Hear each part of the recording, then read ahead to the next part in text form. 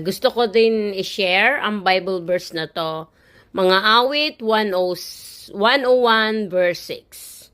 Ang mga mata ko'y itititig ko sa mga tapat sa lupain, upang sila'y makatirang kasama ko.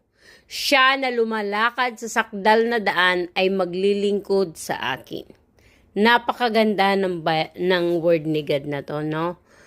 Ang sabi dito, laging nakatingin ang mata sa atin, ang mata ng ating Panginoon sa atin. Hindi niya tayo pababayaan kahit kailan.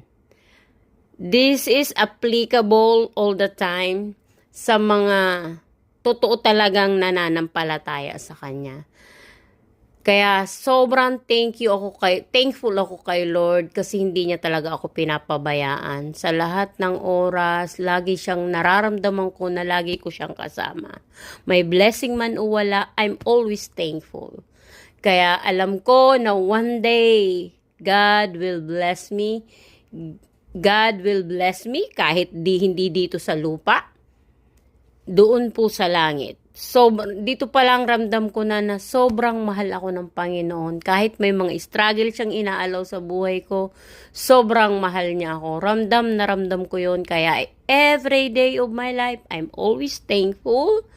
Dahil talagang sa awa ng ating Panginoon, ako ay, alam niya yung puso ko na I'm willing to surrender, I'm willing to give up everything on Him, basta masunod ko lang ang kanyang kalooban. Kaya alam ko na si God ay laging nandyan para sa akin. Alam ko na hindi niya ako iiwan. Kaya mga kapatid, sana ay maramdaman nyo rin ang pagpapala ng ating Panginoon. Hindi lang yan sa material, hindi sa pera, hindi sa career, whatever. Yung peace of mind mo lang, magkaroon ka lang ng peace of mind, malusog na pangangatawan, buo yung pamilya mo. That is a big blessing na kailangan nating ipagpasalamat sa ating Panginoon.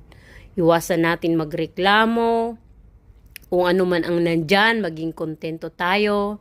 Dahil itong awit 1016, ang mga mata ko'y itititig ko sa mga tapat sa lupa upang sila'y makatirang kasama ko.